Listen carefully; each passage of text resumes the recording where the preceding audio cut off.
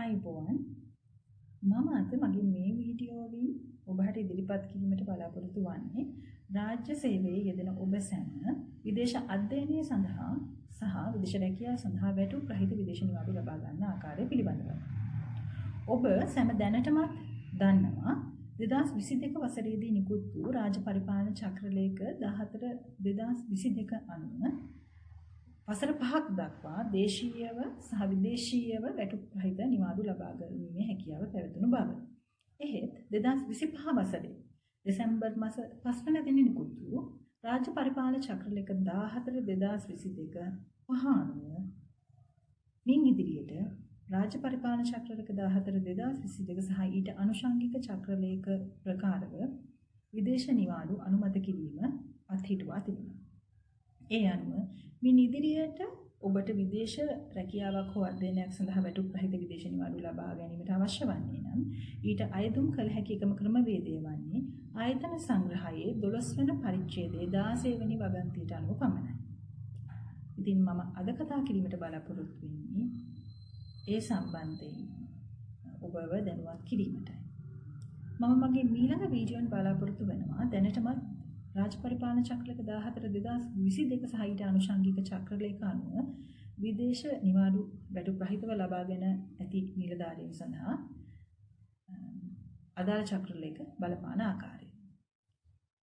අපි දැන් බලමු ආයතන සංග්‍රහයට අනුව වැටුප් රහිත විදේශ නිවාඩු ලබාගත හැකි ආකාරය පිළිබඳව. මම කලින් සඳහන් කළා රාජ්‍ය සේවකයෙක් විදේශ අධ්‍යයන සහ රැකියාව සඳහා වැටුප් රහිත නිවාඩු ලබා ගන්නා ආකාර දෙක පිළිබඳව. ඉතින් එහෙනම් දැන් අපි බලමු ආයතන සංග්‍රහයේ 12 වන පරිච්ඡේදයේ 16 වෙනි වගන්තියට අනුව වැටුප් රහිත විදේශ නිවාඩු ලබා ගන්නේ කොහොමද කියලා.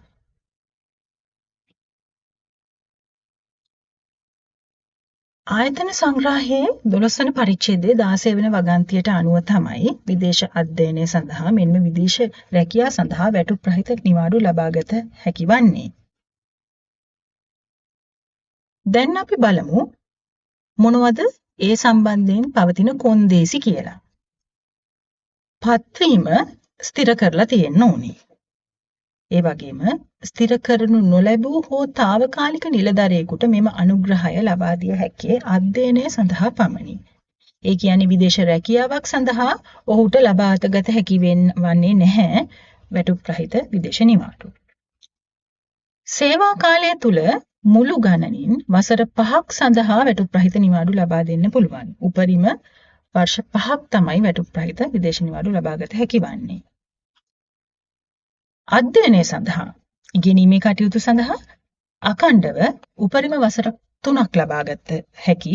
ඒ වගේම රැකියාවක් සඳහා නම් උපරිම වසර 5ක වැටුප් රහිත විදේශ නිවාඩු ලබාගත ගැනීම හැකියාව පවතිනවා.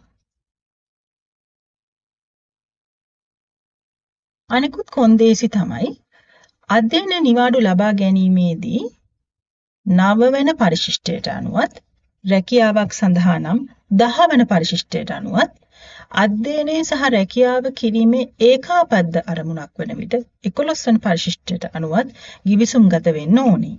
මේ පරිශිෂ්ට ඔබට බලා ගැනීමට හැකි ආයතන සංග්‍රහයේ අවසන් පරිච්ඡේද වලින් පසු තියෙන කොටසේ ඒ සියල්ල ඇතුළත් වෙනවා.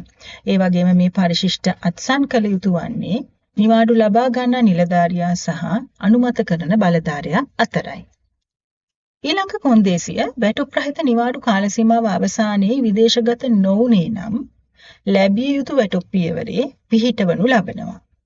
එහෙත් හිඟ වැටුප් ලැබීමක් සිද්ධ වන්නේ නැහැ. වැටුප් රහිත නිවාඩු කාලය විශ්‍රාම වැටුප් සැකසීමේදී අදාළ කරගන්නෙත් නැහැ. වැටුප් රහිත නිවාඩු කාලය තුල ඇතිවන කිසිදු පුරප්පාඩුවකට උසස් කිරීම සඳහා සලකා බලන්නේ නැහැ.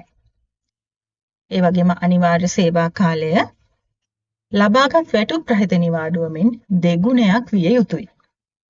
ඒ කියන්නේ තමන් වැටුප් රහිත නිවාඩු ලබාගෙන තියෙනවා නම් වසර 2ක් නැවත ශ්‍රී ලංකාවට පැමිණ වසර 4ක් සේවය කරන්න ඕනේ. එය මම ගත්තේ උදාහරණයක් විදිහට. මේ අනිවාර්ය සේවා කාලය පිළිබඳව කතා කරනකොට පහත කොන්දේසි අදාළ වෙනවා. නිවාඩු ආරම්භ කරන අවස්ථාව වන විට නිම කර ඇති ස්ථිර සහ විශ්‍රාම වැටුප් සහිත සේවයේ සම්පූර්ණ වර්ෂයක් සඳහා එක් මසක් බැගින් අනිවාර්ය සේවා කාලයෙන් අඩු කිරීම සිදු කරනවා. වැටුප් රහිත නිවාඩු ලබා නොමැති වර්ෂ පමණක් මීට අදාළ කර ගැනීමත් විශේෂයෙන්ම අපි සැලකිල්ලට ගත යුතු කරුණක් වෙනවා. ඊළඟට දෙවැනි කොන්දේසිය වෙන්නේ අනිවාර්ය සේවා කාලය පිළිබඳ සැලකීමේදී අවම අනිවාර්ය සේවා කාලය වර්ෂයක් විය යුතුයි. ඒ කියන්නේ ඉහත ඔය සඳහන් කරපු විදිහට අපි ගණනය කිරීමේදී පවා අවම අනිවාර්ය සේවා කාලයක් තියෙනවා. ඒ වර්ෂයක් ලෙස සැලකනවා.